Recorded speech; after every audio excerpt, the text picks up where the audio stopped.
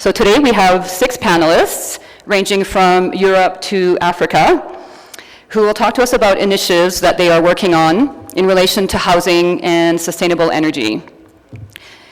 We'll hear from 4 panelists, and then we'll have questions and a discussion. Then we'll have a 20-minute break. Then when we come back, we'll hear from 2 more panelists, and then we'll have some more discussion and questions. So without further ado, I will present the first panelist. We have Anna Tiblin, who is Secretary General for VII, the International Development Organization of the Swedish Cooperative Movement. Anna has more than 30 years of experience, or 30 years development experience, half of which was spent in South Africa and the other half in Latin America. She believes that the UN SDGs are not only smart, but completely achievable. Anna was just in the Philippines and will talk to us about her experiences there. So please welcome Anna Tiblin.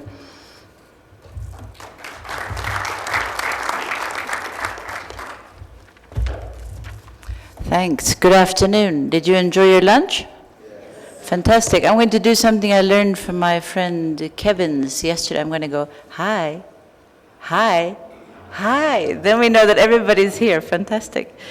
I'm also going to start by saying that I haven't followed the instructions, and I'm not going to talk very much about energy, but I am going to talk about sustainable housing as such, as a broader concept. And I have a presentation, so I'll ask, oh, we need the clicker. Thank you very much. Let's see. Okay, the title is Sustainable Cities Are Built by Women. And yes, of course, the idea is to provoke, but let's see if I can manage to do that. This lady, her name is Theodai Gasser. She's 62 years old, and she's the president of the Magic Circle Housing Cooperative in Quezon City, in Great Manila, in the Philippines. Now, Theodai grew up in the island of Leyte. She migrated to the big city in search of work, like thousands do every single week in the Philippines and in many other places in the world. She made her home in an informal settlement. She didn't have any choice. This is where she lived, in the slum, and this is where her children grew up. It's been a tough life, especially for Theodai as a single mother and as a woman, because violence is also very widely spread, and women living in informal settlements are more vulnerable to violence. This has been strengthened in recent years with President Duterte's war on drugs, which has, of course, increased insecurity. Over the years, the municipality in Quezon City have tried to evict the people living in this informal settlement because the land is owned by the municipality, or was owned by the municipality. One of the ways, or actually the settlement's been burnt down several times, and a popular method was to use a cat. It was drenched in petrol, it was set afire, and it was set running through the settlement, everything in its way, of course, catching fire. And so the struggle continued year after year, and then one day, the municipality sold the land to a private company that wanted to build apartment buildings. Theodai and the other members of the housing cooperative, they struggled to keep their homes. Eventually, they were offered substitute housing, but it was located some 3 hours away, which meant that their children would no longer be able to access schools. Those in employment would lose their jobs. It simply wasn't realistic. As a last resort, Theodai and 100 other cooperative members decided to lie down on Manila's most trafficked motorway as a human protest. They built a human roadblock to stop the demolition of their homes. And she said, "We'd tried everything, letters, lawyers, ordinary protests. Stopping traffic on the largest motorway was our very last resort." But maybe what's different about this story compared to many others is that it worked. The action caught public eye, and the authorities started looking for land, urban land, closer to where they had the informal settlement at this time. Today, Theodi and 300 other members of the cooperative have moved to a cooperative neighborhood closer to their original homes. They're still waiting for the other 700 members to move in, because actually there are a total of 1,030 members in Theodi's Magic Circle Housing Cooperative. The majority of them, 70%, are women. Now they have modern flats, real toilets, lights so that children can read their homework, kitchens with running water, and legal contracts. The funding has been made possible through a public-private, people-based partnership where different actors are working together with organized communities, and in this case, housing cooperatives. See? It doesn't want to. Help! Wrong way. There we go. This is Marianne Quintal. She's the mother of 4, and she just became a grandmother. Thanks to her commitment as a cooperative leader, several hundred families have been able to leave the slum. She's president of one of the housing cooperatives that VII supports, and she managed to convince the local authorities to provide land for building proper homes. Tonight, they'll close their gate against the worries outside. They'll read homework under a lamp, eat a meal together in a proper kitchen, brush their teeth under running water, and hopefully sleep tight. There is, as I mentioned, a direct relation between violence against women and the right to adequate housing, because we know that women living in poverty, in inadequate housing conditions, and that are homeless, are more susceptible, as are their children, to violence. That's why it's incredibly important when you're talking about sustainable housing solutions for people living in poverty to plan that with gender equality in mind. And gender equality often becomes one of those, politically correct add-on things. When you boil it down to something very concrete, it can just be about ensuring that your teenage daughters have a private place to change their clothes. Some of you might recognize this person. You have Theodi, and then you have the president of Cooperative Housing International, Anders, who's sitting over here. And then you have Josefina Montoya, who is also a cooperative housing leader in the Philippines.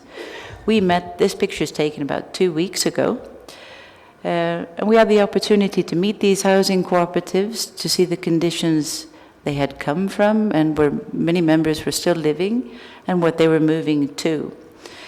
And I'd like to quote what Theodi said. She said, "I've struggled for this half of my life.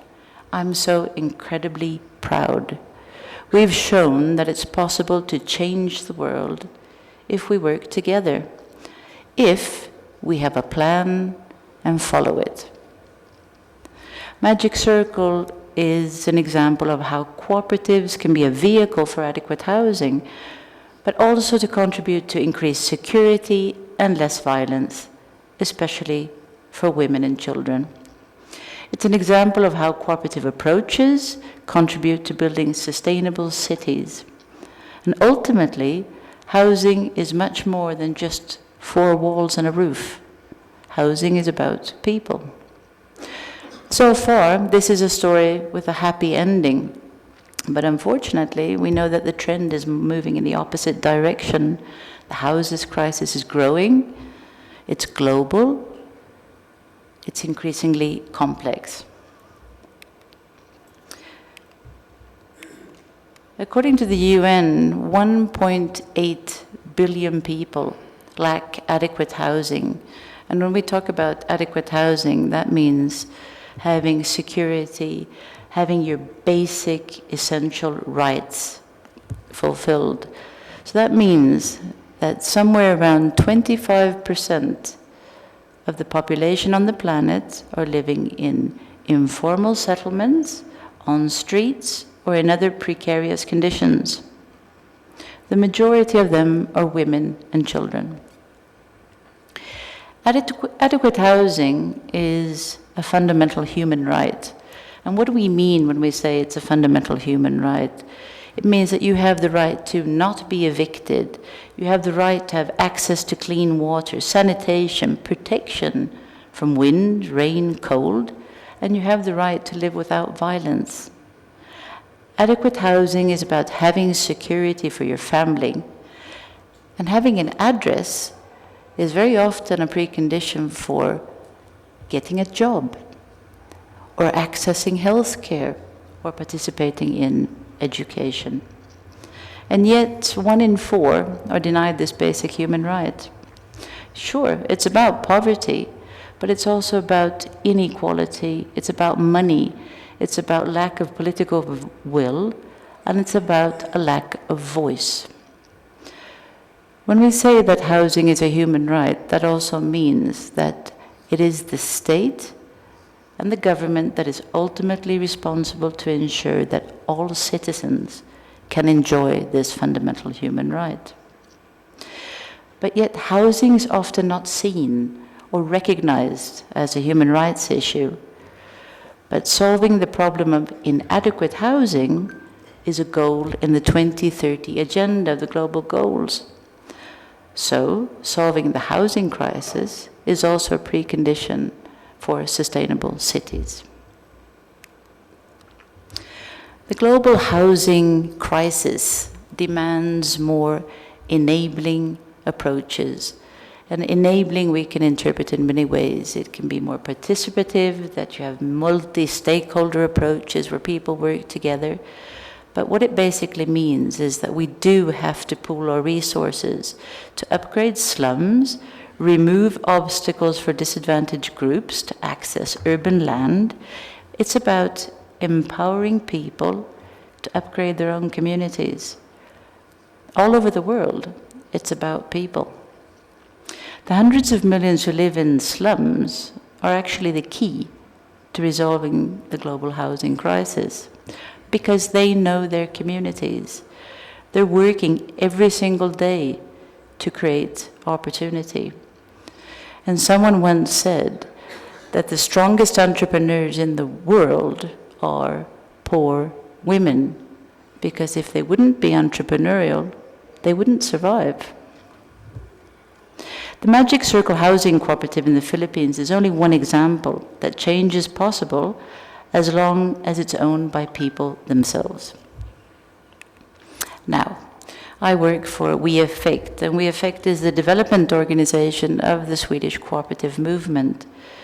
We support the right to adequate housing in more than 20 countries around the world, and we support local housing organizations. We don't build, but we support cooperative development. There can be associations, there can be savings groups, etc. The important thing is that it's people that have come together to change their preconditions. We support the development of housing organizations so that they can serve their members.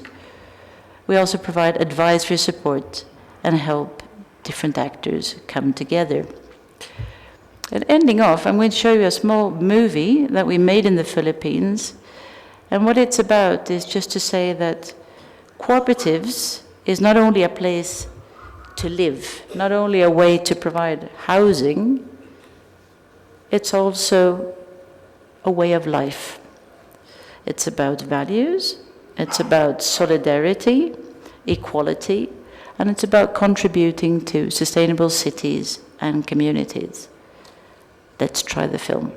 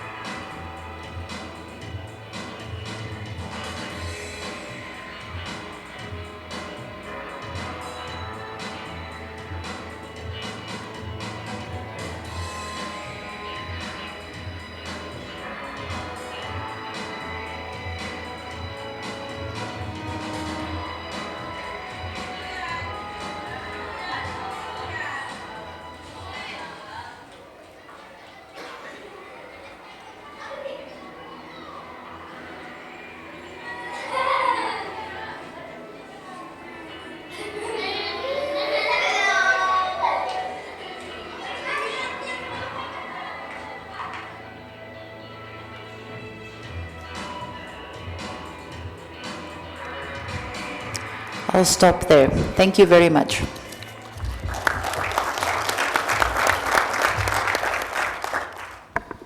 Excellent job, Anna. As you're taking your seats, I'd like to ask you to remark on an observation that I thought about while you were speaking. So we have sustainable cities as a goal within the 17 Sustainable Development Goals. We have gender equality, and it was very clear in how you linked that to affordable housing. But we do not directly have affordable housing as a goal.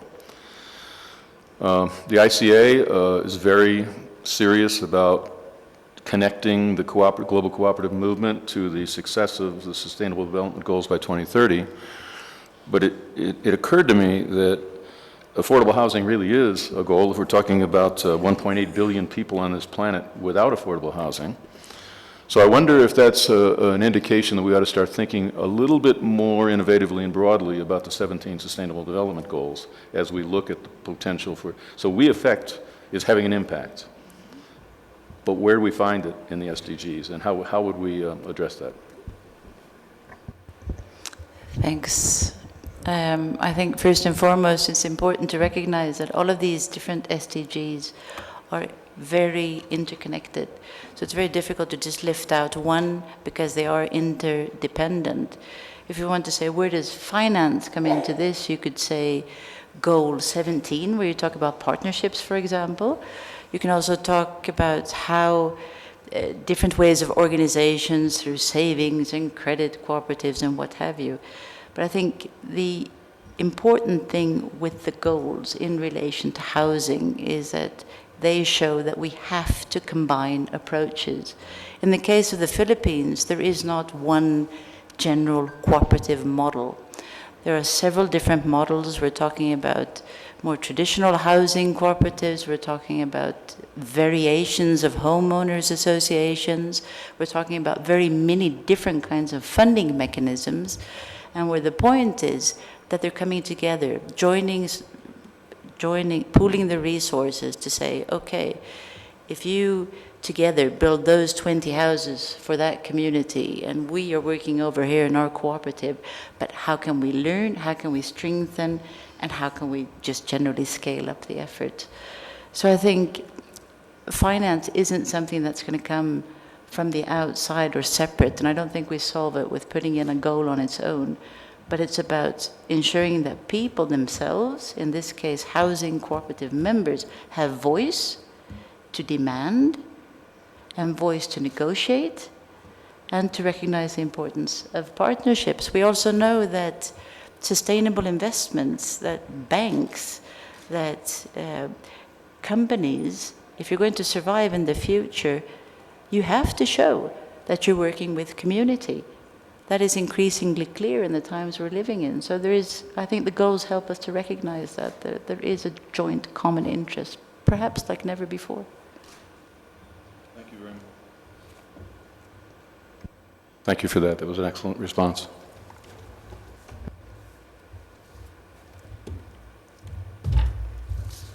So our next speaker is Guido Schwarzendahl, the Managing Director for Bavarian, Halle and Luna in Germany. After merging with another housing cooperative, this cooperative became one of Germany's largest, with over 7,500 flats in 4 different cities. Guido also serves as Vice President of Cooperative Housing International.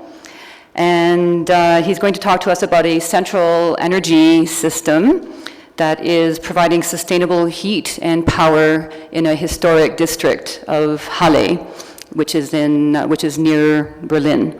So Guido, please come up and give your presentation. Thank you.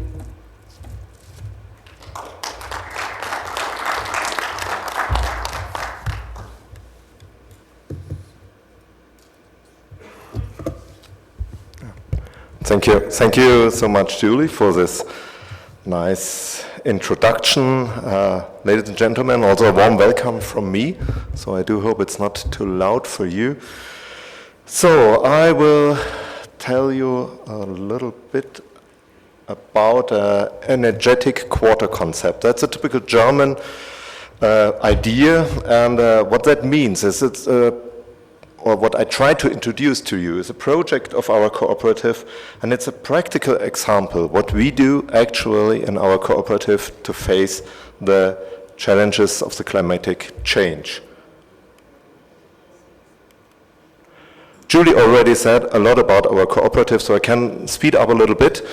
And we are a cooperative in the former part of the GDR in Saxony-Anhalt in 4 cities. I do not know whether I have a pointer. No, that seems not to be. And we are actually in 4 cities in the southern part of Saxony-Anhalt. The number of dwellings was already mentioned, and we have in addition a subsidiary company which manages the administration of 2,500 condominiums. Our cooperative was affected by the massive shrinkage of population in the former GDR, especially in the last 2 decades. And we have been an active partner in the city shrinking process. Here you see a high-rise building of our cooperative residential buildings. All in all, we demolished more than 2,000 dwellings due to the high vacancies in our building stock. And at the same time, we managed to modernize 73% of our whole building stock and partially modernized 26%. And modernization always means energetic refurbishment measures in the building stock. And we now actually have less than 1% of our residential buildings who haven't had any energetic refurbishment in the last 3 decades. We have extensive experience in energy renovations of different buildings, types and ages. Here, for example, a typical slab in a satellite town, a prefabricated building that was before and afterwards, or this is a typical 20 years building of the last century, also before and afterwards. And this is absolutely essential for us, the energetic refurbishment, and already since 10 years we try to do in a very sustainable way the energetic refurbishment, and that means that whenever we have to renovate our building stock, we always ask, can we do it in a more sustainable way, and especially can we do it in a way to reduce greenhouse gas emissions. Okay, coming back to my main topic, the energetic quarter concept in a neighborhood called Lutherviertel in Germany, which means loser quarter when I try to translate it to English. Energetic quarter concept, what does it mean? It means a more holistic approach to energetic refurbishments in the building stock of the already existing residential buildings. And that's, as I think, a very good idea, in contrary to the normal way. We normally also do it in Germany to make energetic refurbishment, especially only in one residential building on a very high standard, and so we have a lighthouse project, but we will not be able to roll it out on the whole building stock. And the energetic quarter concept has a totally other, and that's a holistic idea behind it, to do all this in a complete quarter. Better to do small measures only to reduce greenhouse gas emissions than to do a high or a much lower emission only in one building. So this quarter is located in the south of Halle.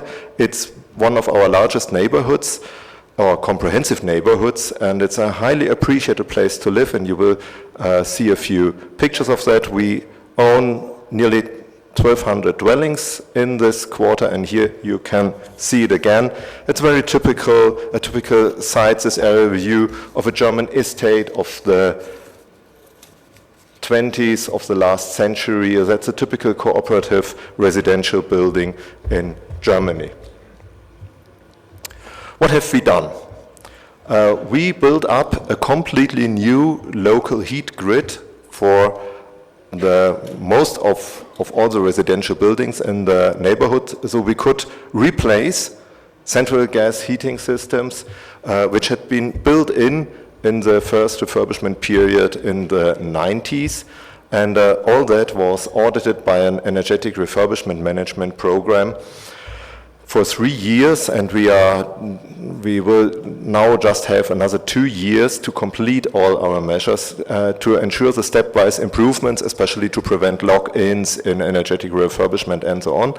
And this energetic quarter concept was granted by a KfW program. KfW is the German subsidy bank.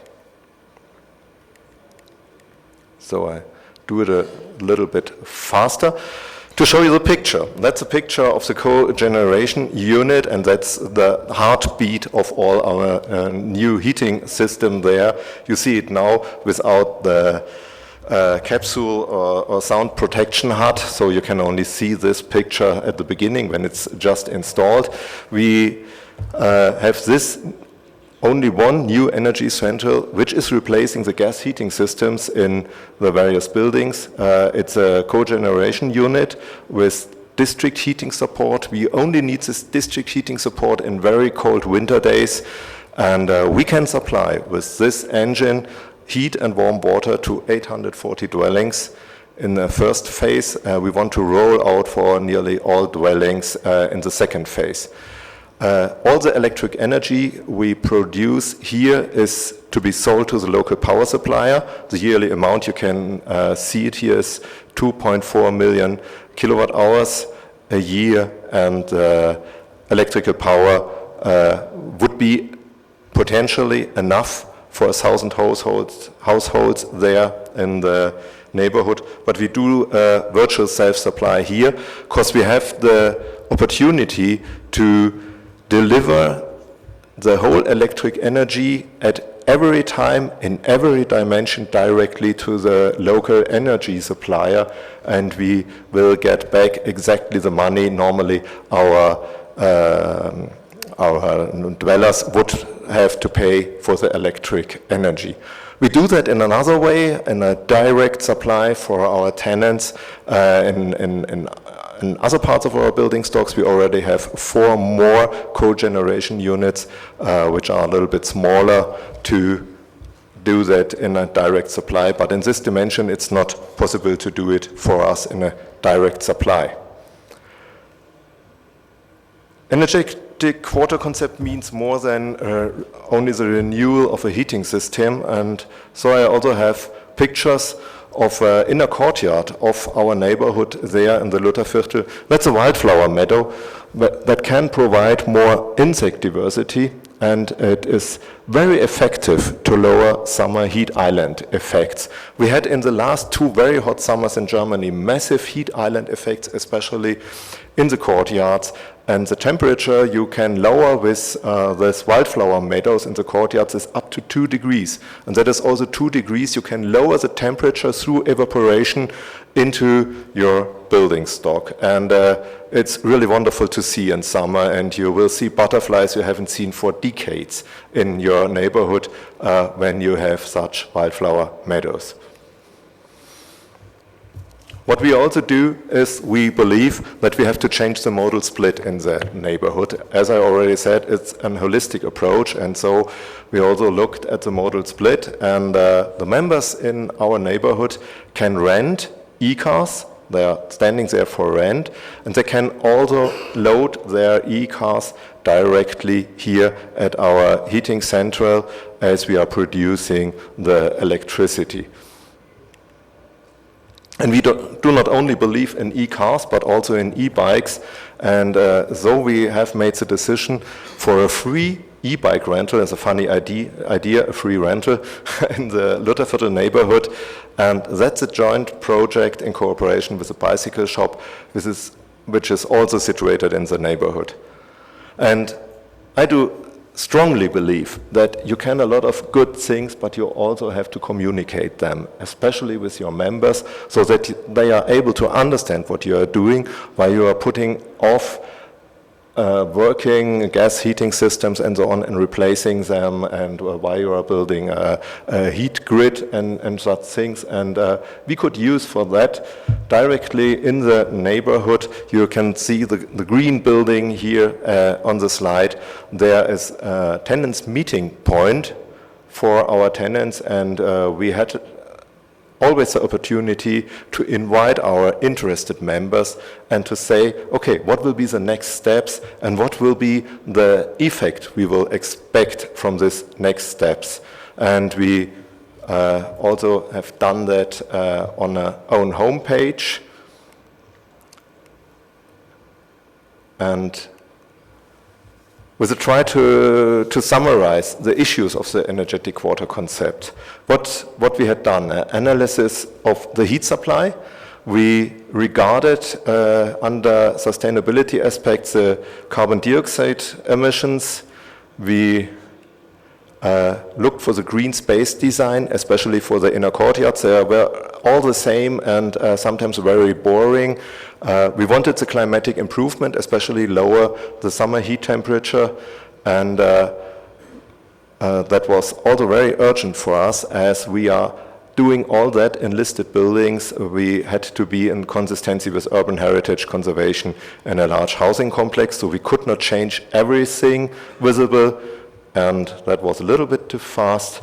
And I do think the holistic approach is also visible in considering all different aspects of living and housing in the quarter. And one of the aspects which is absolutely missing here in my slides, apologize for that, is that we have been able to lower the prices for the heating expenses for our members and tenants, but they don't have to have any rise of the rents due to our measures we made.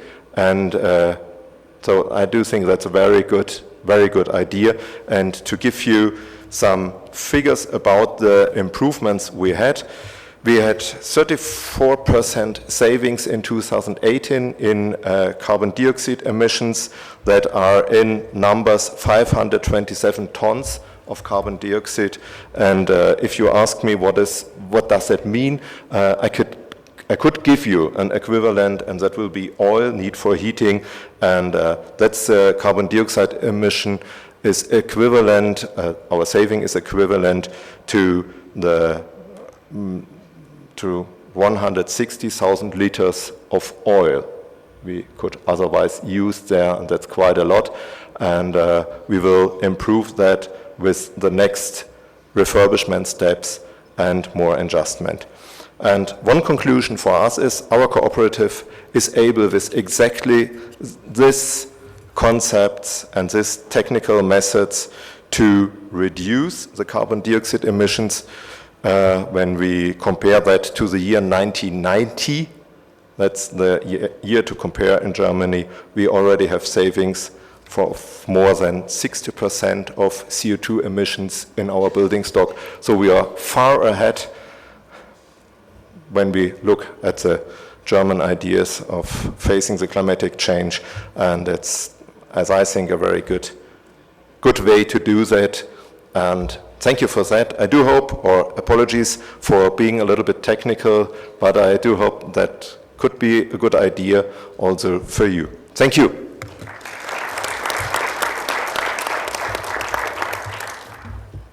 So Guido, as you're coming back to your seats, I have a question of clarification, actually.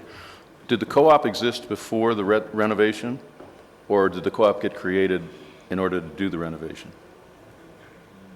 Yes. Yeah, now I'm on. Yes, our cooperative already exists for 109 years, so that was ever our building stock. And so we also felt responsible for all these decades. We made the different energetic refurbishments. As I already said, in the 1990s, the first replacement that have been coal ovens we had to replace by a central gas heating system, and that's now the next step. And yeah, we will proceed in our building stock. Yeah.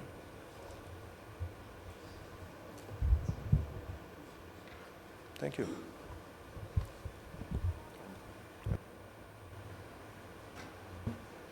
That's one at a time, yes. I just want to make the observation that the presentation you just saw is an example of a discussion going on around the globe about the decarbonization of the electric system and the electrification of the transportation system. And it's a concept that probably began about 10 or 15 years ago as a global discussion, but it's something to keep in mind from your own community perspective or your own co-op perspective. We want to decarbonize the electric system and electrify the transportation system. And Luther Wertel is a great example of how to do that.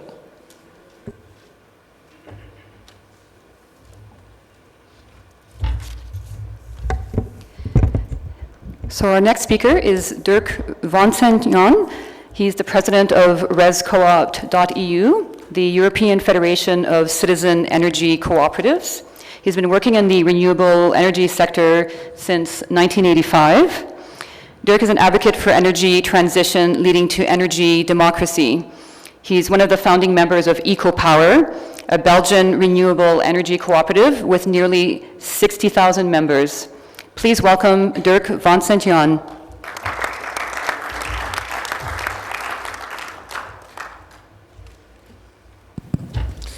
Yes, and I like to walk around. So, can you start the presentation? Good afternoon. Yeah, it's afternoon. It's coming. Yeah. Okay. So indeed, I'm from Belgium, and as my name says, I'm not French-speaking, although many Flemish people have French names as well. You see the whole presentation. Yeah, okay.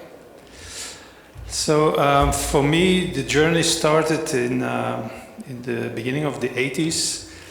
I was a green cyclist. We were an action group. A bit like the young people now, but some years ago, a lot of years ago. So I feel very much emotional. I get very emotional when I see all the young people now protesting to do something about the climate. And for me, that has been, since I was a teenager, I have been an anti-nuclear activist as well. So I studied Germanic philology, so I'm a linguist actually. And maybe next slide, or do I have to do it? Ooh, where is it? Yeah, sorry.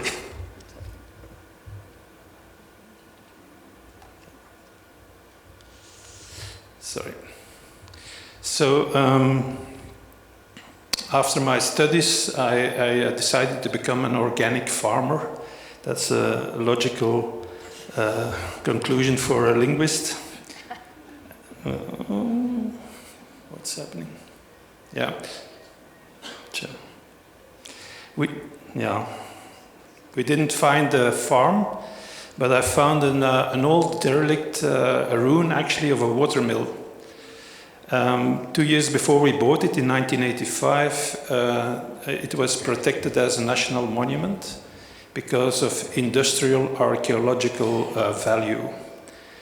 It didn't look like this then. We were thinking of going to live together with a few families, a few couples. Now they call it co-housing. So once you get grey, you become a pioneer. In that case, a pioneer of co-housing. It was the first project in Belgium, it seems. We didn't know, so we just did things. When my father saw the ruin, he said, "Now he has completely gone mad." But actually, it's my link to social housing. In the same year, we bought another mill. We were indeed crazy. It was an industrial mill in the neighboring city of Leuven, a university city. Maybe you know it. And there, this building, we transformed it into 34 dwellings and 10 shops and offices. And it was the first building with outer insulation in Belgium in 1985. We installed a heat pump. It was the first heat pump in Belgium. And we even put a wind turbine on the rooftop, and we tried to restore the water wheel, but we failed. As we were no engineers, we were linguists. But here, in this case, the people from the Ministry of Monuments and Sites, they told us there's an old turbine under the mud, and if you restore it, it can produce electricity, because it did between 1907 and 1947. And it provided the whole village with electricity. That's how the electrification in Europe began, with entrepreneurs, millers, or in rural areas, it was often cooperatives. To give you an idea, in Germany, until the Second World War, there were 6,000 rural energy cooperatives who brought electricity to the rural areas. Here it was the miller.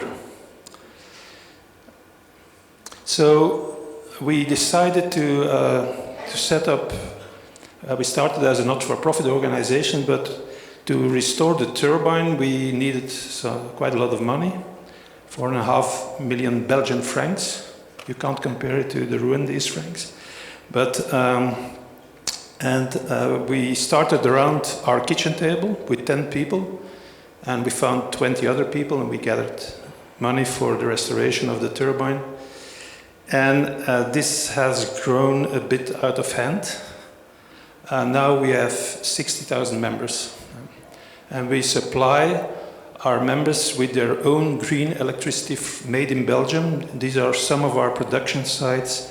The biggest ones you see mainly in the north, because we are Dutch-speaking, and most of our projects are in the Dutch-speaking part of Belgium. And we are, since the liberalization of the energy market due to European legislation, we are a supplier of green electricity since 2003, and we now have a market share of 1.6%. So at the end of 2018, now we're close to 60,000. We had 56,533 members. And the average share of our members is in between 3 and 4 shares of 250 euro. Most of our members only have 1 share of 250 euro, and people who can't afford to put 250 euro at once on the table of the cooperative, we allow them to save for a share. So most people don't come for the dividend. Sometimes, most of the time, we give a dividend every year. It's maximum 6%. But 6% of 250 euro is 15 euro. If you come by train, you spend more money to the General Assembly if you come to the General Assembly. So people come for the price of electricity because we sell them electricity at cost. We don't take profit. So for 60% of the Flemish people, we are the less expensive supplier. We provide them with 100% electricity from their own installations. And what's very interesting is that we also support them in consuming less, in helping to renovate their building, their house. And our average member consumes half of what the average Flemish household consumes. And it's not only because they install solar panels on their roofs, about 44% have done this, but also the people, you see it here on the right, also the people without solar panels, they consume less and less year after year. And this is something, we researched this in the whole of Europe, that's something we have in common with all the other cooperatives who are not only a producer but also a supplier. Once you become a cooperative member of an energy cooperative, you start consuming less. So, yeah. It's not doing what I want. So, why do citizens act? Here on the left you see the citizens of the city of Ghent making a wind turbine. They want to install their own wind turbine. This was a survey in Germany they do every year among the members of about 1,000 energy cooperatives they have. It is not profit. That's only the fourth bullet point.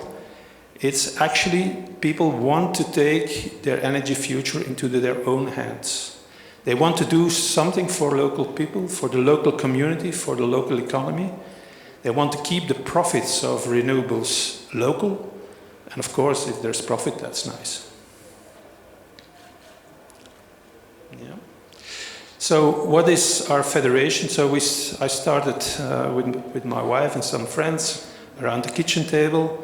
We created EcoPower. We discovered about 12 years ago that we were not all alone in the world, that there was a cooperative movement. We didn't know. And at a certain moment, we discovered in neighboring countries other energy cooperatives.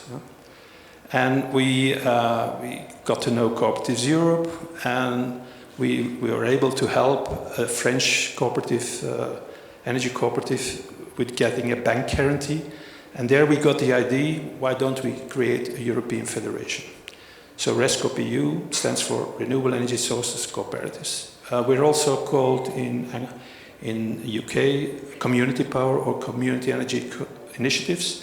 And now in recent European legislation, we got a definition. They gave us the name energy communities. It's not cooperatives because some of our members are not cooperatives, but NGOs or foundations.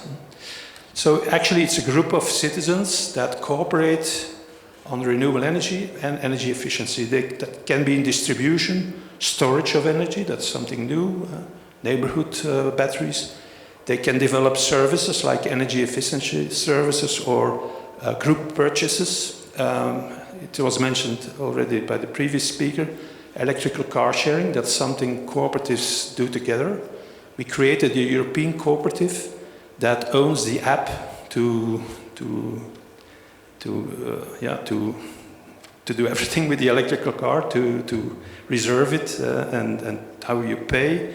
So they don't have to do it all themselves. And so we share the app. And already today you can, with your app from Flanders, you can open a car in Barcelona. So most of them are in production or supply. What's very important that since we have the federation, we set the RESCOPs as a sort of golden standard following the ICA principles. And there are more than 3,400 across Europe, mainly in Northwestern Europe. So now I have a little film which explains a bit what we do, if you can start it.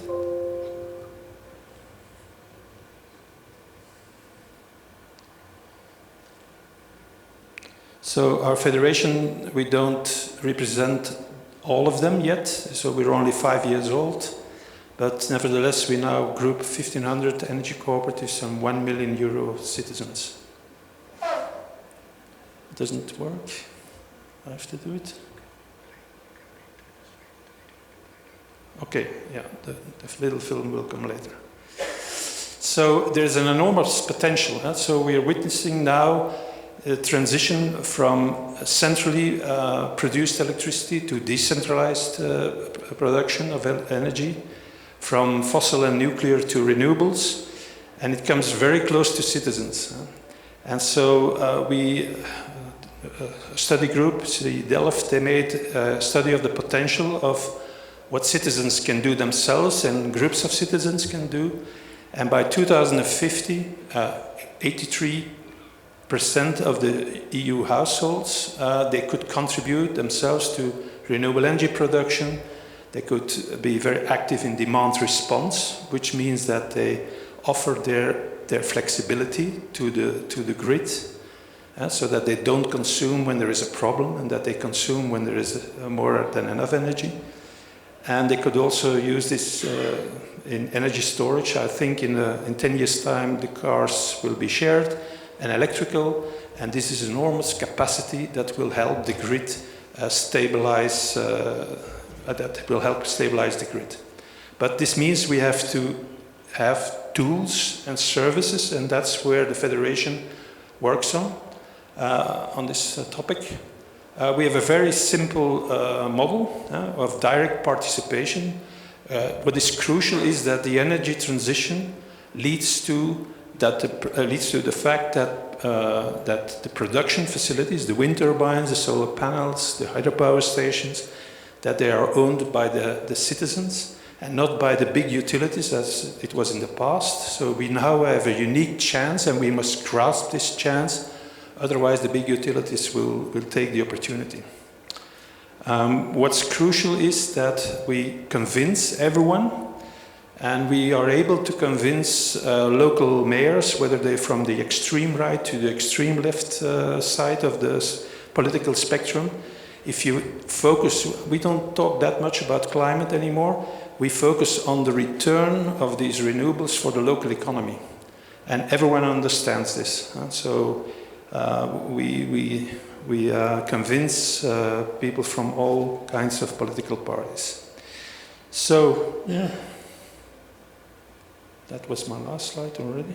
Yeah. So maybe now the little film to end. It works.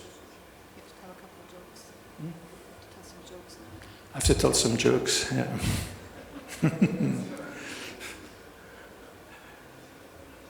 Well, about the link with social housing, in Belgium, the social housing is run by the municipalities, and we are teaming up with them. They are allowed to distribute electricity, but not electricity. They are allowed to distribute heat, but not electricity. And that's where we can help them, because we can supply electricity as well. Yeah, and there's the little film coming up. Oh. I hear something already. That's not it.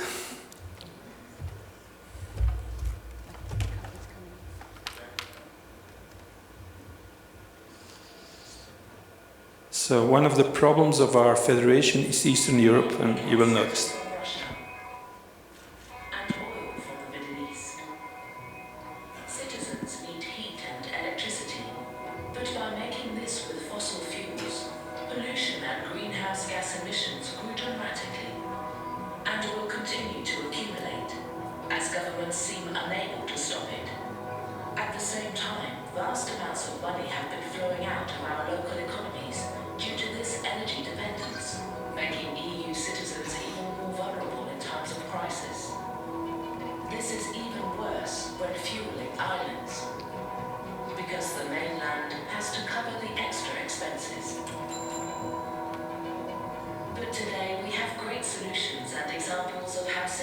can solve this problem together.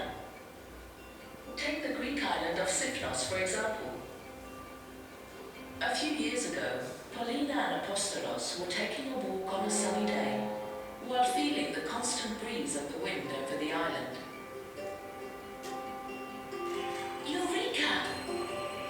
This is how they got the idea to make the island energy independent. They immediately called their neighbours to share the idea. Later on, they set up an assembly, including the mayor. While sitting around a table, they shared their thoughts, talks and discussions, proposing ideas. As a result, they created a RESCOP, a citizens' renewable energy cooperative. They were inspired by the international cooperative principles. This RESCOP was the best platform to produce their own energy on the island, using wind, solar, biomass, pumped storage, combined with energy efficiency technologies. Plans and calculations have been made and show the energy transition is feasible and makes sense. How come it is not reality yet? Vested interests, fear for change. But it is inevitable that in a few years, Sifnos will be 100% energy independent, and its people will share in the profits. They will then tell the fossil fuel boat to go and never come back. In fact, most villages in Europe are still like Sifnos, but in a growing number of places, citizens took action, just like the people of Sifnos now. The real change is up to citizens, and you are not alone. All over Europe, RESCOPs and other community power initiatives pop up. Please visit www.rescop.eu for information and practical tools on how to set up your own RESCOP.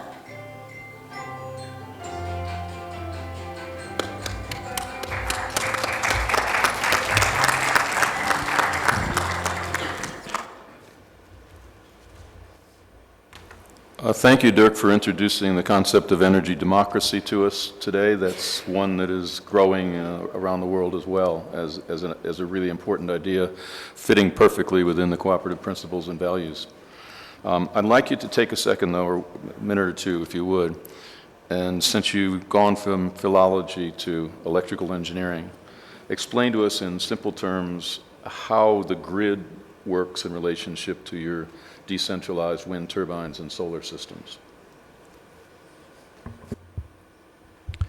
So actually we produce electricity on I think 500 different places across Flanders and Wallonia, the French part of the country. Wind turbines, these are big things, 2 megawatt machines. And then we have about 400 installations, I think, on schools and public buildings. These are small things. Most of the time the energy there is consumed on the spot, but we can feed this into the grid. So Belgium has a very stable grid. But I must say, when we had our first talks to the distribution system operator in 1990, I think it was, they told us, we won't pay you for putting electricity on the grid, you will have to pay for us to accept it. So now this seems a very smooth story, but we had all the obstacles, we had to overcome all the obstacles. So we had to create a lobby organization, so the Organization for Renewable Energy in Flanders, people in Wallonia did the same. We had to lobby for a legal framework, an economical framework that made it feasible to install wind turbines, solar panels. We had to convince politicians, we had to put pressure. And so what we are now doing is we are working with the local municipalities, the mayors. Every Belgian household spends 2,000 euros a year on actually it's money going out of the country for the import of oil, gas, coal, uranium. And if the mayors once grasp that if we can make this only 50%, then half of the money stay, or 100%, then the whole of this 2,000 euros per household stay in the local economy. But there's only one but. The wind turbines, the solar panels must be owned by the local people. And in regions in Europe, we can show you, we can bring you to them, in regions in Europe where mayors had this eureka moment 10 years ago, you can see it. It's maybe a rural area, but you see that the money is accumulating. So we have to stop spending money. We have to invest so that we don't spend money anymore. And that's the crucial thing. That's the chance we have now that the renewables are becoming so cheap, especially solar. That's the crucial moment. And that's also an opportunity for Africa, for instance. Don't make our mistakes. Skip coal, skip gas.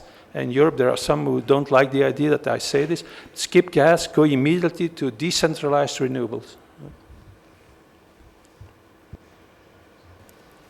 Excellent and easy to understand, but I think if you compare what Dirk just said with the film we saw, it's a tough public policy issue in every country to get from where you were with a centralized system to a decentralized system. The public policy fights are large. It's an expensive thing to invest in the ability to do the advocacy well. But I think we're seeing all over the world now examples of how that has changed as a matter of public policy and regulation around both being able to access the grid and be able to sell electricity into the grid. And I believe I heard you, Guido, say that you're getting retail, meaning if it's 13 cents a kilowatt hour to sell to buy that, you're able to sell it at 13 cents a kilowatt hour. And the same, and you're, go ahead. 4 cents. Okay. So that's an amazing story, but in many cases you heard that the utility said, no, you're going to have to pay us if we're going to put your power on the grid. Well, that's all reversing now, but there still is that tough argument in economics as to whether you're going to get full retail for the power that goes onto the grid, or you're going to get only the avoided cost of wholesale power.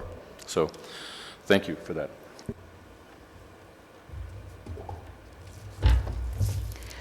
So our next speaker is Tindi Sitati. She's a collaboration, learning, and adaptation officer for a USAID-funded program called CLEAR at Global Communities. She's based in Nairobi and is working with national and global partners to advance cooperative enterprise.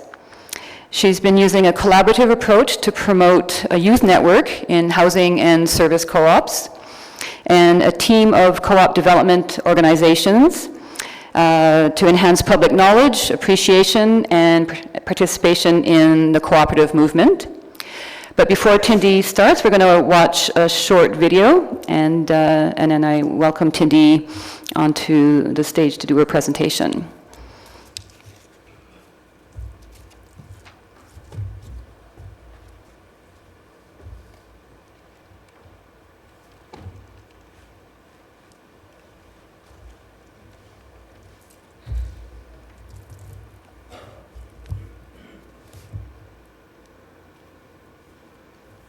This is James and Emma. The two are childhood friends.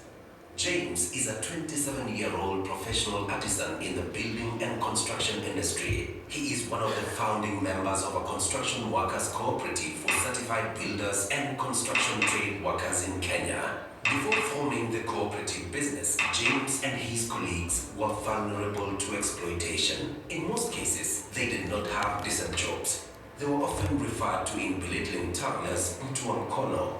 James and his colleagues can now change these through the worker-based cooperative business. They are able to negotiate for contracts directly, cutting out the middlemen or multinational agencies that often exploit and underpay them. This is not the case for his childhood friend, Emma. Emma is a 29-year-old skilled hairstylist and a single mother of a 13-year-old son.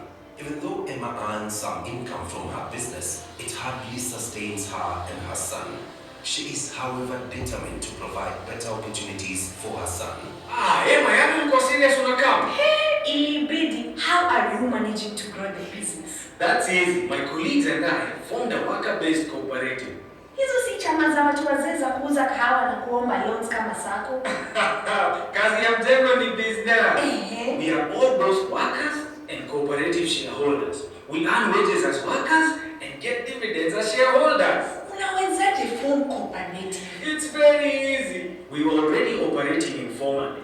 I and other foodies. Then global communities trained us to call a media cooperative, but lea kuwa kila mtu kivyake. Alafu We selected a committee to kickstart the process, tukatengeneza business plan, alafu global communities helped us prepare legal papers, tukasecure membership commitment, alafu tukakuwa na meeting, tukaelect board members. We then started mobilizing resources, yani kutafuta business na kuimplement business plan yetu. asante sana James. Nitamobilize wasusi wenzangu. The construction worker service cooperative business model, like the one James belongs to, is similar to other cooperatives being promoted by global communities. It is supported by USAID CDP through the Emerge program. James is among the hundreds of forward-thinking young people that have embraced cooperatives as a business model and are mentoring other youth, such as Emma, to embrace this model. The cooperative enterprise is one of the oldest and most enduring forms of business. Its application has, however, been limited to traditional economic sectors. If applied to service sectors where youth are engaged, it could be a game changer in addressing high youth unemployment rate in Kenya that is threatening to cripple the economy. Workers-oriented cooperatives have a great potential to bridge the gap by providing longer-term jobs, skills training, and better wages. This way, they can greatly contribute to national and international development agenda.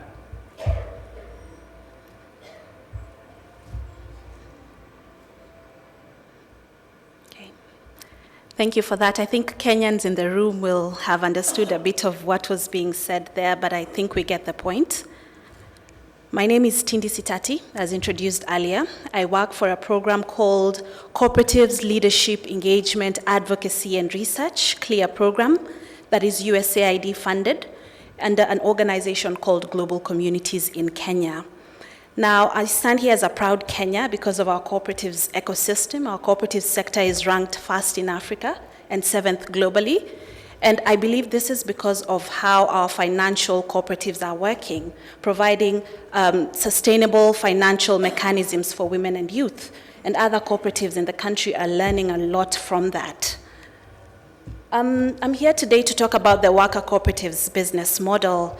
And this is a model that the USAID-funded CLEAR program is actually promoting in Kenya, that as we look at the housing crisis, we also are addressing employment. And I think as Anna mentioned earlier, when you look at housing, you also realize that there are other components that come in. And so we want to address housing, yes, but what about income-generating opportunities for especially women and youth? Now, we are facing a crisis in Kenya, like many other countries, and that is housing poverty. And we have thousands of, obviously, people who are moving from the rural areas to the urban areas to look for income to provide for their families. And as you can see by the statistics, 61% of urban households live in slums. And slums are basically informal settlements. And for those who already understand how this is, these are settlements that don't have, the standard requirements, sanitation, or just conditions necessary for living. And so that's quite a high number in Kenya. And so you can see that urbanization rate is 4.4%, meaning 5 million new city dwellers every year in Kenya. Now, we are hoping to address this in various ways. Sorry about that.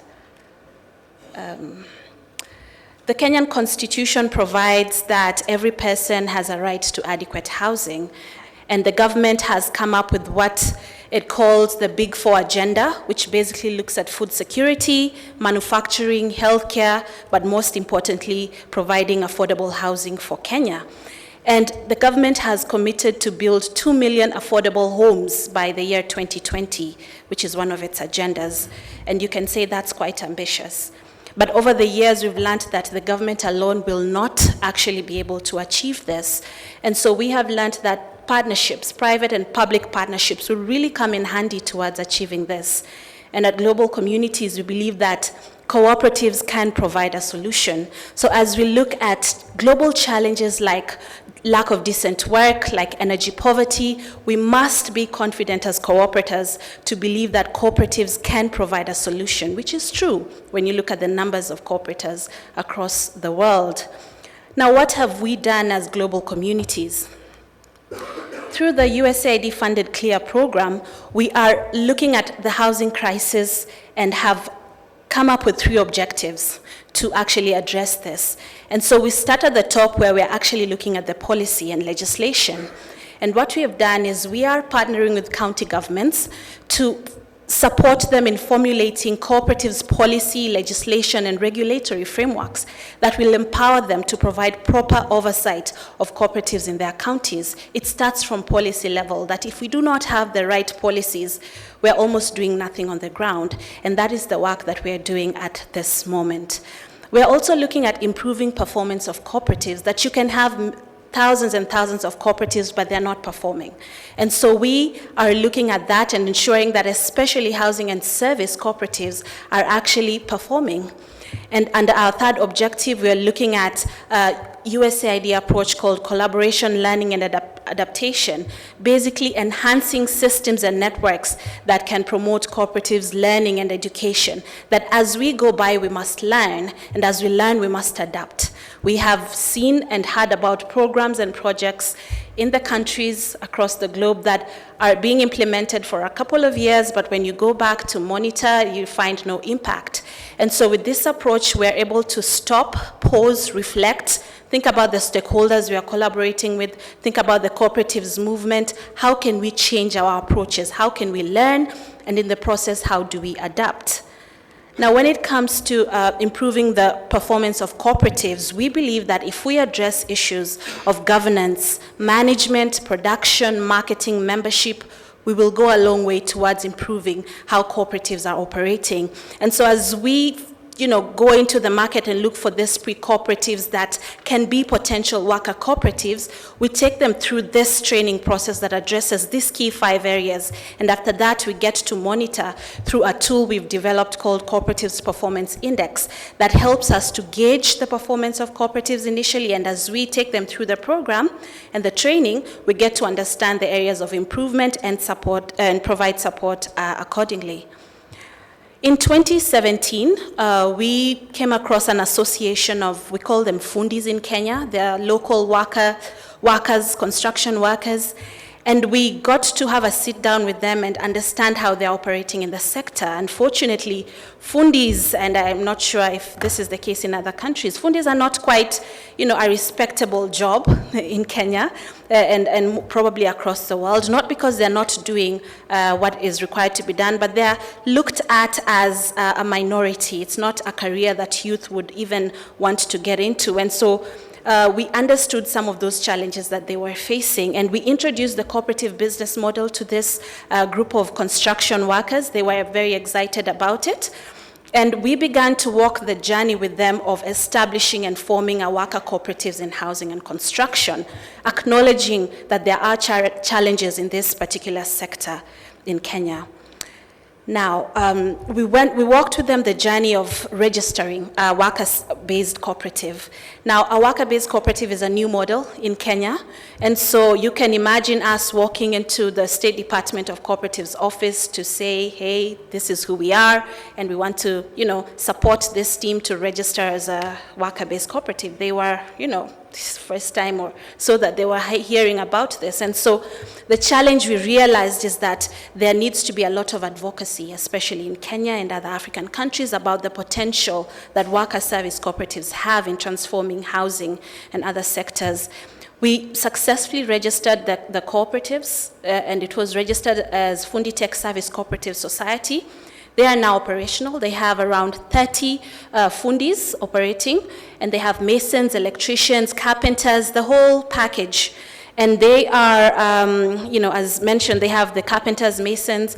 The beauty about this particular model is that every member is an owner of the business. And this is a business model that gives work meaning and provides decent work for these fundis. Remember, initially they said that they're not respected. It was quite challenging for them to get housing and construction jobs. But with this particular model, they began to see a shift that they can now work together. And even as they go and market their cooperatives, they now get listened to, unlike before. And so we see a sense of change, a sense of voice for the members. And these members are also linked to jobs in line with their speciality. As mentioned, we have carpenters, masons, so when they get a contract to build say a hotel, which they have 3 times as we speak, they can actually provide the various services that are required to put up that house. The beauty of this model, as I mentioned earlier, is that it brings about representative democracy and cooperation. Members are protected from exploitation and work within a certain level of professionalism, transforming the way fundis are perceived, in the society. And as mentioned earlier, they're linked to jobs in line with their professional speciality, rather. Now, we are seeing that this model is not yet popular in Kenya, and we have quite a task, but we are getting by working with organizations and entities like the National Cooperative Housing Union in Kenya that is represented here today by Mr. Francis Kamande. We're able to partner to be able to create advocacy and awareness around this particular model. Now, they have challenges. They're not a perfectly working business model. They have to compete with bigger housing and construction companies out there. They have to, get in touch with cooperatives officers in the county level and national level that do not have the capacity to actually assist them, because we do not yet have a legal framework that can actually work with this particular housing business model. They also have limited financial resources, but this is because they are trying to get by the market, as mentioned, the challenges that they are facing before. They also have, I've mentioned all the most of the challenges. Moving forward, how do we intend to change this? And I mentioned earlier the USAID approach that we're using, collaboration, learning, and adaptation. We have really spent some time to understand who in the sector is dealing with housing, in Kenya and globally, who in the sector understands how the worker cooperative model works, because we do not have enough experts in Kenya that can actually help us with this. And so we've managed to pull together and form a working group of cooperatives development organizations. Each representative has different specialities, and we meet on a monthly basis to discuss how best we can improve and strengthen the cooperatives movement in Kenya. And I'm happy to say that we have representation from the government, from the county, but also from most of the CDOs that are working in Kenya today. We believe that this approach will actually go a long way towards filling the gap that we are experiencing in housing in Kenya. And as we collaborate, we are learning that as we go by, we're able to understand where we're making the mistakes and how we can adapt, for us to create impact in the sector. So the future of work really, according to myself, lies in cooperatives. And this is because cooperatives will increase capacity to build affordable homes. So we're looking at the myriad and the large numbers of members that we have in our housing cooperatives. These members can actually provide a service and not just save in the savings cooperatives, but also provide a service in the building and housing sector. We believe that this particular model can create business ownership opportunities for these members and reduce inequalities by providing decent employment. And they can also provide leadership by youth and women and reorganize the African experience of what we call work. Now, there is a report that was released by the Harvard Business Review that said that cooperative business enterprises last longer during economic downturns.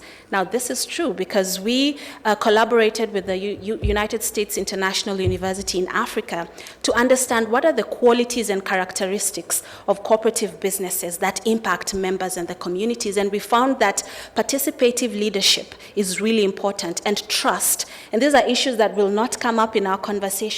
So I think it's a challenge to also get our hands dirty and on the ground and actually begin talking to members about the challenges they are facing and how they can be addressed.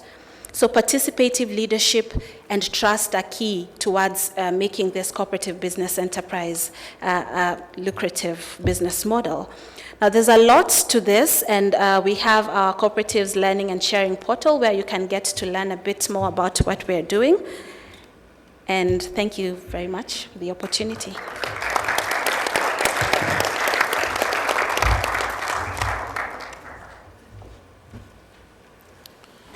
Tindi, that was excellent. Thank you. You had on one of the slides a Big Four agenda as it relates to the Kenya government. Could you talk about that for a second?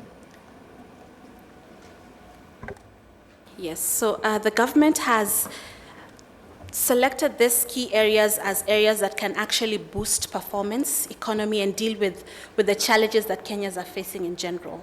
And this came after a lot of consultation, trying to understand specifically what is failing or what needs to be improved in order to make Kenya a better economy. And so food security came in handy, obviously. We had manufacturing, healthcare, affordable housing, and these are really challenges that Kenya has been facing. And obviously, when we talk about healthcare, we're looking at the diseases that are affecting Kenya in terms of, and we're talking about malaria, we're talking about respiratory diseases that come out from using, from lack of, just basically taking care of our climate. And so I probably will not answer your question to the best of my knowledge, but these are basically key areas that the government has said, if we address this, we as a country can be able to go a step higher towards improving the economy, but also the lives and livelihoods of Kenyans as a whole. Yeah. And one more thing, I didn't get all of the words that are part of the CLEAR project. So you have cooperative, leadership, and engagement, advocacy, and research. Yes. Right. I would just like to point out that this is a USAID project, which means the United States government is funding a project and multiple projects, the subtitle of which is Empowering Cooperatives. I think that's great. That's really great. One big section of the USAID's budget has always been democracy and governance, and the cooperative model pretty much fits within that subject area. So again, thank you very much, Tindi. So we have just about 30 minutes before the break, and so I would ask if anyone after those 4 presentations has a question, and we'll get you a microphone if we can get some help over here. Yes, sir. Thank you, Mr. President. Good afternoon for all. I am Nabil Bashbishi. I'm president of Housing Cooperative in Egypt, especially in Cairo, the capital of Egypt. Well, in my opinion, I think that we not live in a house. We live with a house. This is a very big, important thing we have to consider it, because the ownership of any house, it is more valuable to any person. It costs too much. So we have to keep it, we have to serve it, we have to maintain it, we have to live with not only the place, which is a house already built, but also with the environment surrounding this house. So I think that we are in housing cooperatives, we have to think with an integrated opinions or views, because we are in dealing with our houses, we have to feel, to love, to coordinate, to cooperate with each other. The most important thing to how to lead each other in our community to less using energy, how to communicate with our neighbors to serve ourselves. Our service depend on our professions. The most important thing, I think, every housing cooperative should be made or found a cooperative very specialized in think tanking. Think tank for every specific cooperative, house cooperative. For the energy, for example, we are in Africa, we had surplus energy can generate it from solar energy, for example. Every community has his own integrated ideas which can support the owners of this community and keep the community. Thank you so much. Thank you. Would any one of you like to respond to that? Dirk, I think you're definitely one who could. If you think about the housing stock, cooperative housing stock around the world, and the work you're doing with Res Co-op, there would seem to be an opportunity and a challenge there as well. Well, housing cooperatives are a natural ally of energy cooperatives. We also help our members insulate their homes.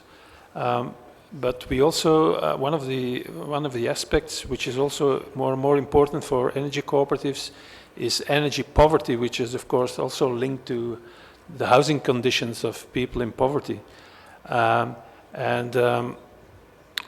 To give you one example, we are building now one new wind turbine, a 2 megawatt wind turbine that costs about €2.5 million. And in this specific city, the city of Eeklo, they have a lot of people in energy poverty. This means that they can't afford to pay their bills, so they get a special budget meter, which you can only charge with a card, and you have to charge it. And in Flanders, this is the most expensive electricity you can have. So this is a bit contradictory. So the poor people, they get the most expensive electricity. There's a very neoliberal thinking behind it, so they have to go back to the free market. But all suppliers know that someone with a budget meter, so they ask a caution of €750. So what this city has now done, they will own a quarter of our wind turbine, they will buy shares of our cooperative, and they will lend it to these people that are in energy poverty, and in 1 year, they save the share of €250. So it's a big change. So the difference in price is €250 per year. And for people in energy poverty, this is huge. So, yeah. Yes, sir. Hi, I'm Ahsan Ali Thakur. I'm from Pakistan. I'm also from part of the housing cooperative in Pakistan, that is Karachi Cooperative Housing Society. My other title in ICA is I'm the youth chairperson from the ICA Asia Pacific Committee on Youth Cooperation. I have a proposal and a question of the proposal.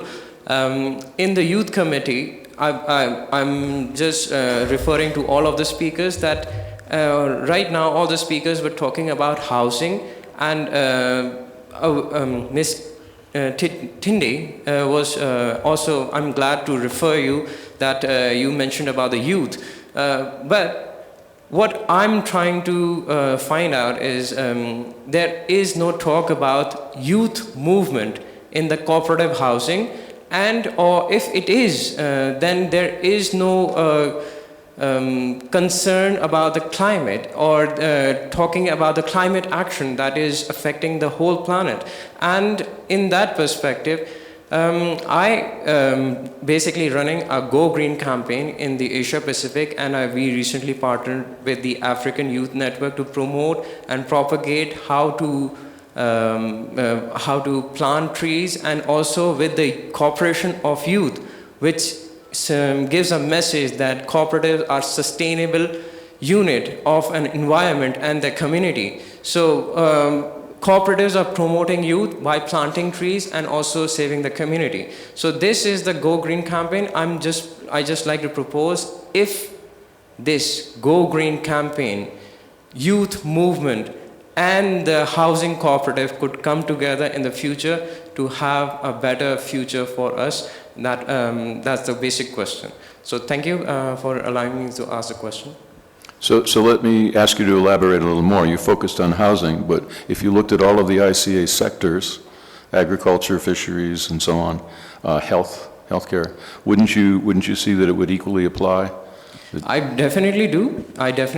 But I'm trying to understand what is the role of housing cooperative in promoting youth, because housing cooperative is also looking for its future.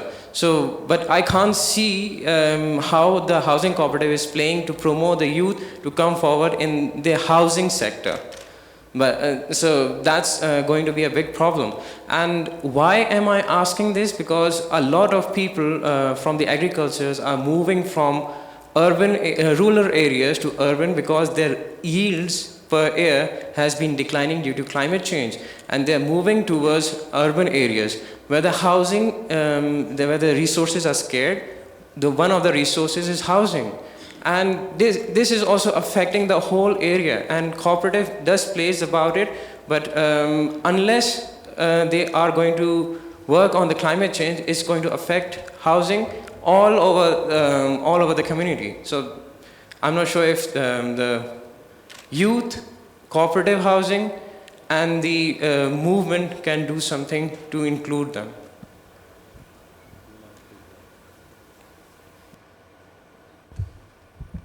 Yes, let me try to answer. I found a very interesting link you made between the interest of youth and on the other side the idea of planting trees and to do something for against the climatic change and doing something in sense of sustainability, and that's absolutely correct. And I do think that's a very good idea. We, for example, as Housing Cooperative in Germany, have, and that's indeed true, we still have a problem to include the younger ones. Existing cooperatives are always oriented on families and single parents and so on, and not use, for example, under the age of 20 or whatever. That's a problem of us, and we have to work on that, absolutely. So, but on the other side, in means of sustainability, the cooperative model of the existing housing cooperatives is always sustainable and is always acting for generations, not only for the actual generation, but also for the future generations. And that, I do think that's our duty. That's also our duty for the upcoming youth now to have the adequate, affordable and accessible housing also for them, and already working on that. Thank you. And maybe just to add on that, we need to make the cooperative business model attractive for youth. So obviously, and I'll speak about Kenya and probably Africa, for the longest time, as you've seen on the video, cooperatives are being compared or, being related to older people in the sector, and for us, especially agriculture. And I think it is our responsibility to make this model attractive to the youth. So not sitting back and expecting them to come, but taking the model to them and sharing some innovative ideas for them to actually adopt the business model. So I think we have a great task. Youth are not yet there in terms of buying the cooperative business model as a viable business model, but we're missing out because we're talking about the future, and youth are the future. So if they miss out on this particular business model, then we are missing out on a very important component that we need to look at. But also to talk about scaling up. All of us are talking about the various initiatives that we are doing in our organizations, but the need is greater.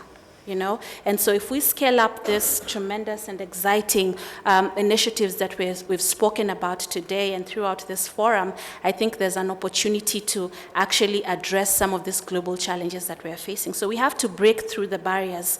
If there's an interesting project that's happening in Afghanistan, in Egypt, we have to come together, collaborate, partner, and ensure that our impact is greater. Otherwise, 10 years down the line, we'll be seated here still talking about these challenges, meaning that we are missing out on scaling up. Thank you. So we as energy cooperatives, we also have this problem. For instance, in my General Assembly, it's most of the time gray-haired, pensioned engineers that come. Women are presented. What did we try to do about this? So together with the University of Leuven, who saw that most of their spin-offs were not, there was not one cooperative. So with public money, research is being paid, and then they find something, and then they exploit it for themselves, these researchers, in the best case. Otherwise, it is bought by big corporations. So what did we do? We went to the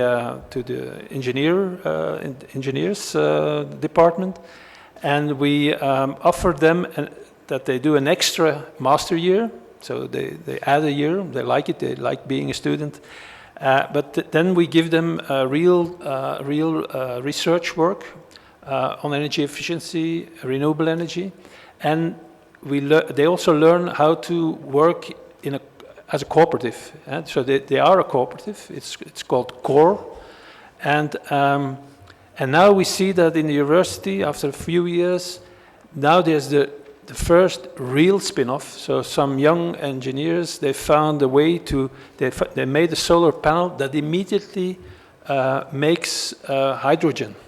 So without all the steps in between, so it's very innovative, and it turned out that most of them were a member of my cooperative, and they liked the business model, and now they set up together with the university the first spin-off cooperative, and they are raising 10 million euro to set up a production line in our own country. So. It's cheaper to do it in China or in I don't know where, Thailand or something. But they now the cooperative idea is finally in this Catholic university. It's strange that out of a Catholic university only capitalistic spin-offs arise. So it's yeah. Okay, thank you very much for that question. Yes, sir. Why don't you come on up? Pick up. Do we have a microphone? There we go.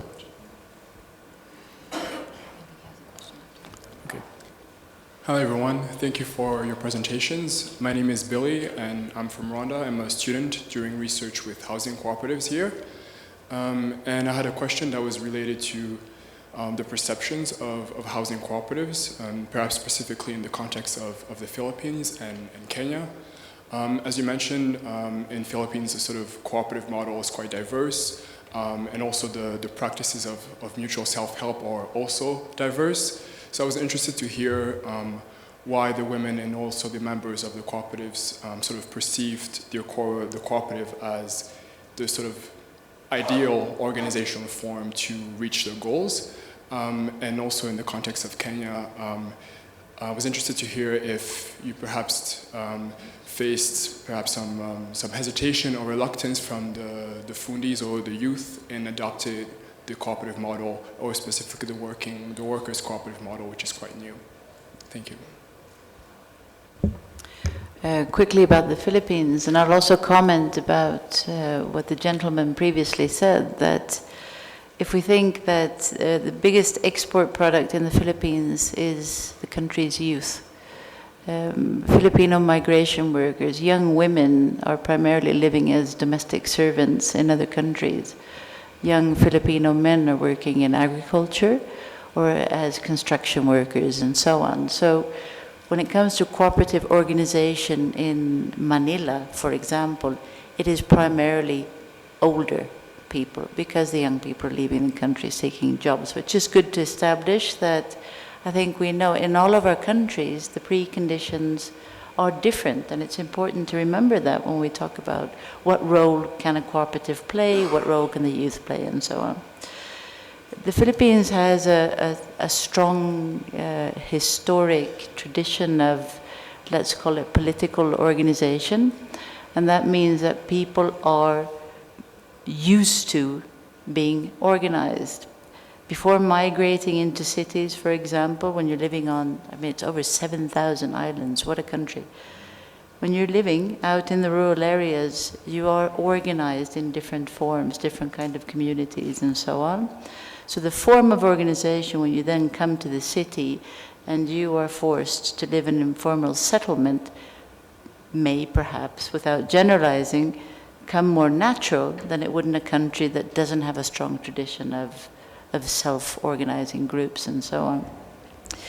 I haven't carried out any research, but I can say that the lady that I showed a picture of, this Theode, her answer to why did she choose to organize herself and to organize other members in a cooperative more than 30 years ago was because it was the strongest and most viable option for women to come together as a self-help solution. That was her response.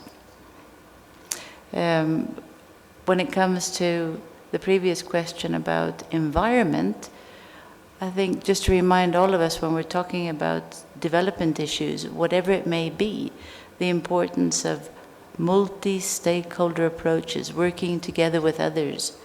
In Central America, for example, the housing cooperatives in the center of San Salvador, which consist of people living in very poor conditions. They are street vendors primarily, but they've come together with an environmental movement, which are primarily middle-class students and working on environmental issues in their habitat areas, but also with other issues. It's sort of like win-win collaborations. I think we need to seek those with both cooperative actors and non-cooperative actors.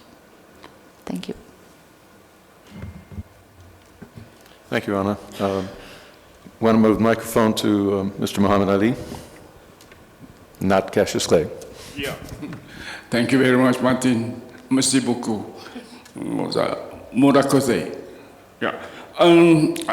First, I would like to thank all of you for presenting very interesting and really remarkable findings. I'd just like to get some information or further clarification. Perhaps to Dick Van John, right, from Belgium. We are talking about renewable energy and energy efficiency. The thing is, I was wondering whether do government give incentive or you give incentive to the population for using, let's say, alternative energy or renewable energy. Do you also foresee the possible use of tidal energy for housing project? That's my question to you. Now, to Tindi, I have got quite a number of questions, really. Sorry to say. One, the same issue, whether the government give any aid or grants for housing cooperative to assist to develop further. Number two, you mentioned about corruption. How do you really try to distract or deprive people from corruption? Because corruption is a disease. You know, it's not only for housing, but other sectors too. Would you like to share your experience here in Rwanda, right? Or in Kenya? How do you really minimize, I wouldn't say to provide further. Then we were talking a lot of cooperative policy, legislation, framework. But I think we should more focus on the action plan better rather than just policies and framework. And I guess that's it. Thank you very much. Merci beaucoup. Terima kasih in Malaysia.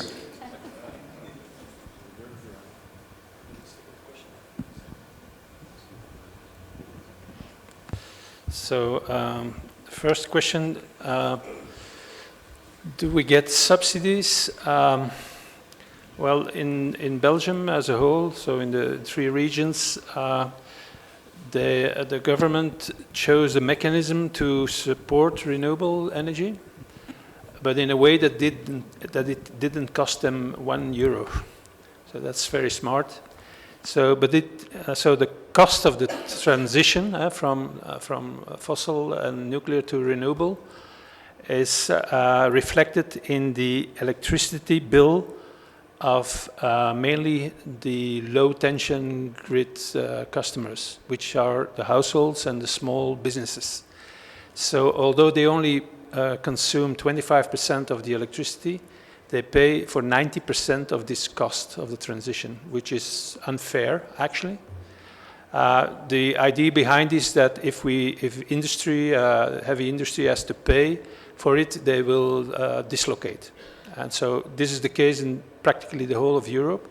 So, but yeah, we can complain about it, but from this situation, we get the argument, if we can pay for 90% of the energy transition, why can't we own it for 90%? Actually, we want to own 50%. We're not greedy. Huh?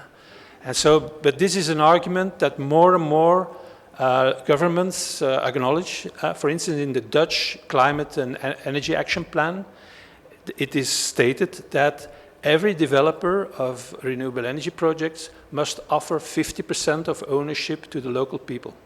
So this is something we as a European Federation, we claim, because according to us, renewable energy sources are common goods. They don't belong to anyone. They should be at the advantage of ourselves, of everyone, and the future generations. So this is very important. And then the second question, I forgot. Tidal power. Yeah, in certain countries, this is certainly, for instance, in the north of France, you have a difference in height of 11 meters. So this can be important. But let's say we must look at all different types of renewables. We will need them all. What's interesting also with regards to housing cooperatives is that we are now more and more looking into using the heat from rivers and lakes and fjords to cool and to heat houses, so with heat pumps. So actually what we want is that also now the cost of the energy transition is reflected in the electricity bill while we need electrification. So the cost should be put on gas and oil instead of electricity. Yeah.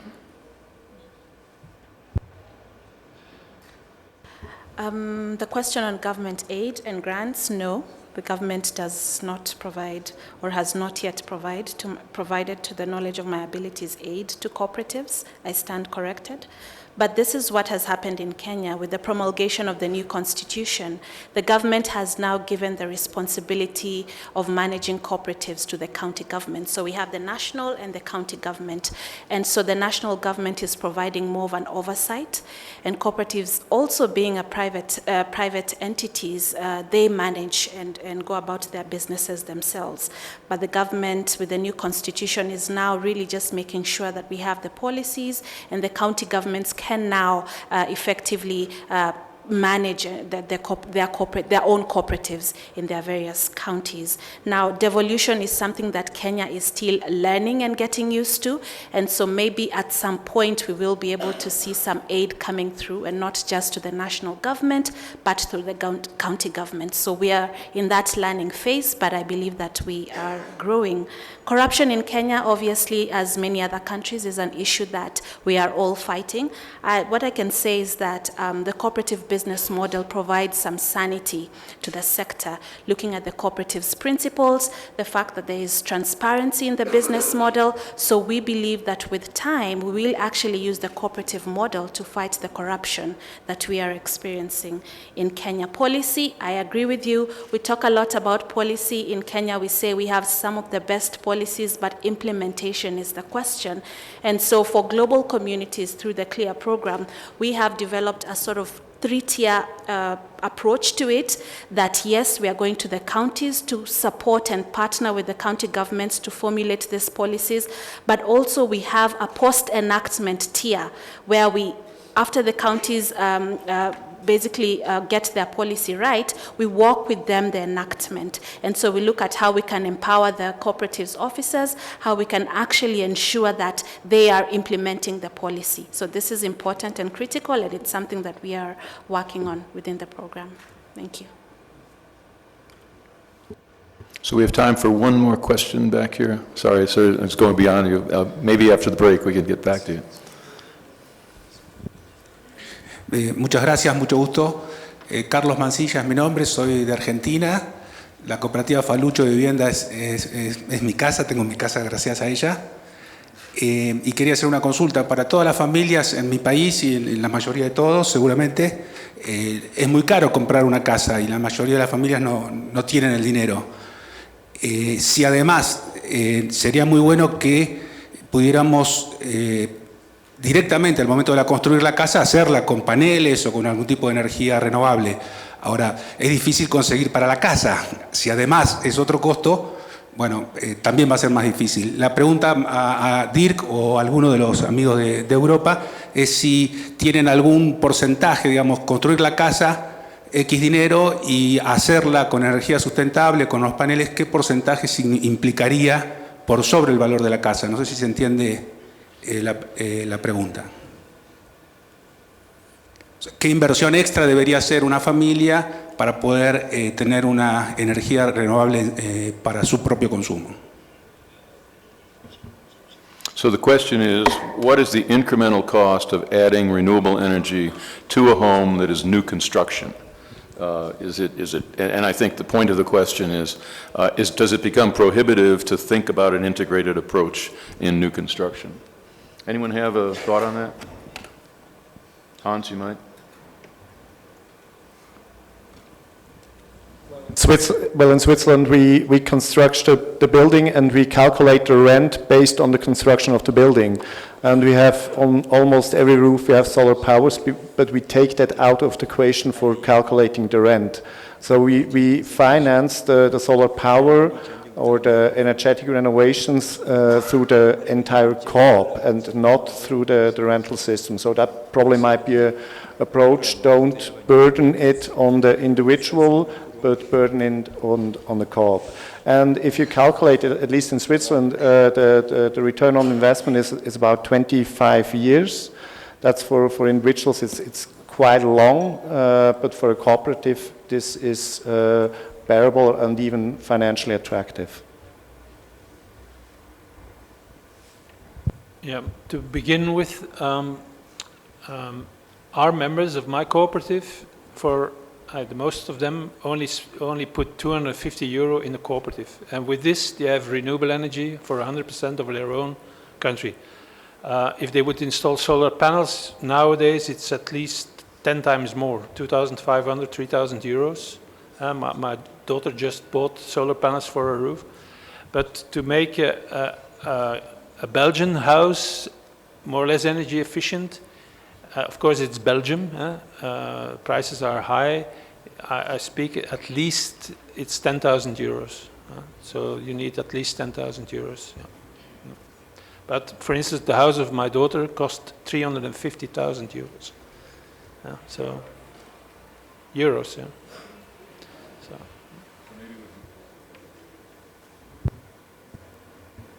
Perhaps we can go ahead, sir, and get your question in quickly before we take a break.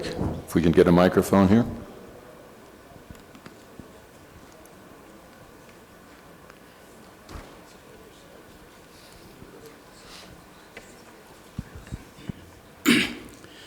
Yes, first of all is to thank the good report you have received from the key speakers today. It's a learning experience for many of us, what's happening, especially in Europe and also in Africa. My name is Francis Kamande. I'm the chairman of the Housing Cooperative Movement in Kenya and a scholar in housing. I would just make a few remarks. That one, when it comes to Africa, there are a lot of challenges. And maybe in the next year or so, we need to hear more what's actually happening in Africa. Our problems appears to be very much different from maybe what you're experiencing in your countries. First and foremost, most, like in Kenya case, as mentioned by Tinti, for every 10 people in Nairobi, 6 are staying in the slums. And that's a common experience when you go to Nigeria and other countries. Getting affordable house becomes next to impossible for 2 good reasons.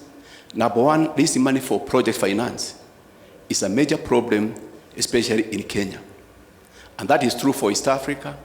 And apart from South Africa, other countries are facing that problem of members raising money to put up their houses.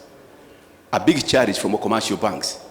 The second and more serious problem is that whereas in Europe and in America, accessing mortgage is something that is very natural. In Africa, mortgage penetration is very low. It's only in South Africa where currently it's around 30%. Now, in Kenya, for example, it's only 3% penetration of mortgage in the country. Come Tanzania, 1%. So on that base, it becomes hard for many people, even housing cooperatives, to access houses through the mortgage. Because the end user mortgage is not there in most of our countries. And so those are some of the key challenges. How do these people who are living in those poor environments access affordable house? To me, is the biggest challenge. Issue about even power and those other informations, they appear to be very secondary.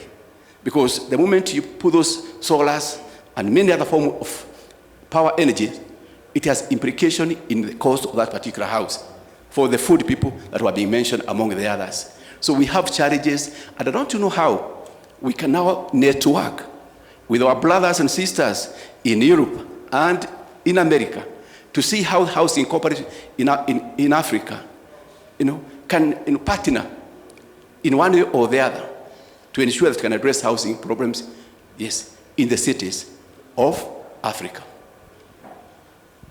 Thank you for that observation. I think that that's an interesting challenge for the Cooperative Housing International to look at. Appreciate it. And so we've come to break time. We'll have a half an hour, and then we'll come back. I have a presentation on electric cooperatives, both within the United States and globally. And then Hans Rupp will be talking about efficiency and high-tech approaches in housing and energy. So please come back at 5 and we'll continue from 5 to 6 o'clock, and I promise we'll be promptly finished by 6. Thank you all.